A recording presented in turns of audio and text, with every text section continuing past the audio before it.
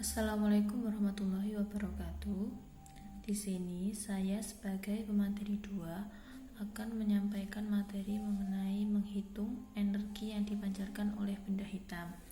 Yaitu yang pertama, menghitung daya radiasi benda menggunakan hukum Stephen Boltzmann.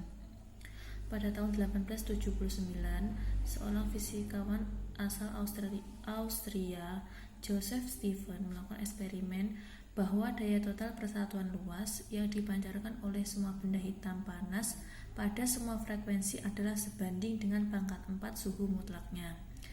Beberapa tahun kemudian,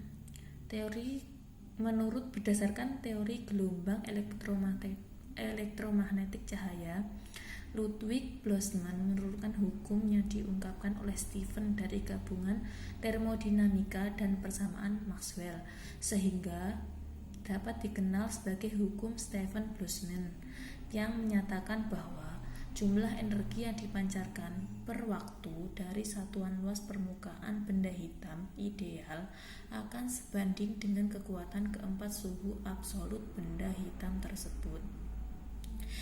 Dapat dituliskan dalam rumus yaitu I total sama dengan P per A sama dengan E atau emisivitas dikali konstanta Boltzmann dikali suhu pangkat 4, atau dari persamaan di atasnya A dipindah ruas ke kanan sehingga menjadi P sama dengan E emisivitas dikali konstanta Stephen Boltzmann dikali A luas penampang dikali suhu pangkat 4.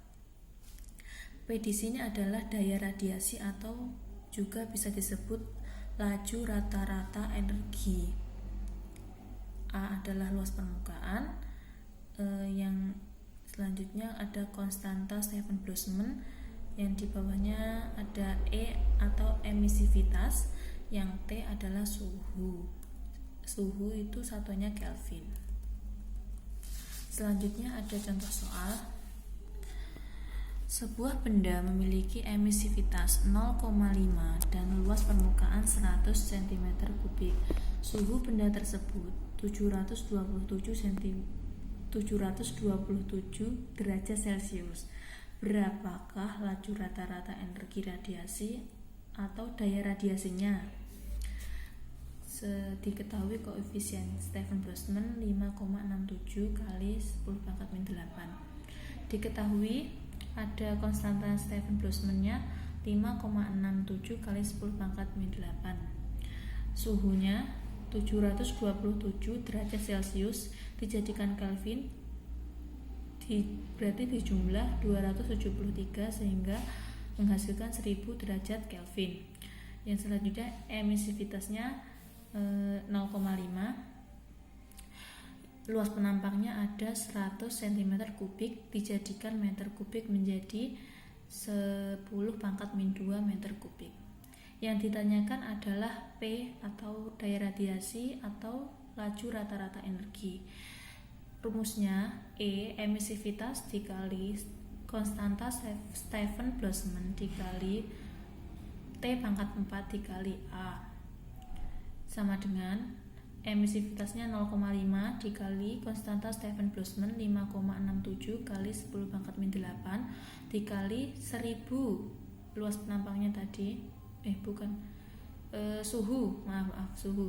suhunya pangkat 4, jadi 1000 di pangkat 4 dikali luas penampangnya 10⁻², sehingga menghasilkan 2,835 dikali 10⁻², joule per sekon, sama dengan ini disederhanakan menjadi 283,5 joule per sekon. Jadi laju rata-rata energi benda tersebut adalah 283,5 joule per sekon. Selanjutnya ada contoh peristiwa radiasi benda hitam. Radiasi benda hitam adalah suatu peristiwa yang terjadi secara alami. Penjelasan di atas cukup mewakili penjelasan tentang radiasi benda hitam. Adapun aplikasinya dalam kehidupan sehari-hari adalah yang pertama, gejala pemanasan global atau efek rumah kaca. Efek rumah kaca merupakan salah satu penyebab dari pemanasan global. Efek rumah kaca menyebabkan peningkatan suhu bumi rata-rata antara 1 derajat hingga 5 derajat Celcius. Contoh sederhananya untuk menyatakan kasus ini adalah ketika kita memarkir mobil di tempat parkir yang tidak ada atapnya pada siang hari, dan ketika kita kembali pada sore hari dan ingin masuk mobil, biasanya suhu di dalam mobil lebih panas daripada suhu di luar mobil. Hal ini dikarenakan energi panas sebagian besar telah diserap oleh kursi, dashboard, dan juga karpet mobil. Selanjutnya, penggunaan pakaian. Aplikasi dari radiasi benda hitam lainnya adalah ketika kita memakai baju atau penjemuran baju. Pada siang hari ketika matahari terik, kita akan lebih merasa panas apabila kita menggunakan baju yang berwarna hitam daripada baju yang berwarna cerah seperti putih, kuning, dan yang lain-lainnya. Warna gelap merupakan penyerap panas yang sangat baik dan juga pemancar kalor yang sangat baik pula daripada warna-warna cerah. Selain warna-warna cerah, permukaan yang mengkilap juga merupakan penyerap dan pemancar kalor yang buruk. Pada saat kita menjemur pakaian, maka baju yang berwarna gelap atau hitam akan lebih cepat kering daripada baju yang berwarna putih atau cerah. Selanjutnya, penggunaan termos. Termos juga merupakan salah satu aplikasi atau penerapan dari radiasi benda hitam. Prinsipnya adalah lapisan perak yang mengkilap mencegah perpindahan kalor secara radiasi. Lapisan perak tersebut memantulkan radiasi kembali ke dalam termos. Dinding gelas adalah konduktor yang jelek sehingga tidak dapat memindahkan kalor. Ruang vakum di antara dua dinding akan mencegah perpindahan kalor baik secara konveksi maupun konduksi. Selanjutnya, panel surya. Aplikasi dari radiasi benda hitam lainnya ada pada alat panel surya yang menyerap energi panas untuk diubah menjadi energi listrik. Panel surya terdiri dari wadah-wadah yang terbuat dari logam berongga yang kemudian dicat hitam dengan panelnya yang terbuat dari bahan kaca.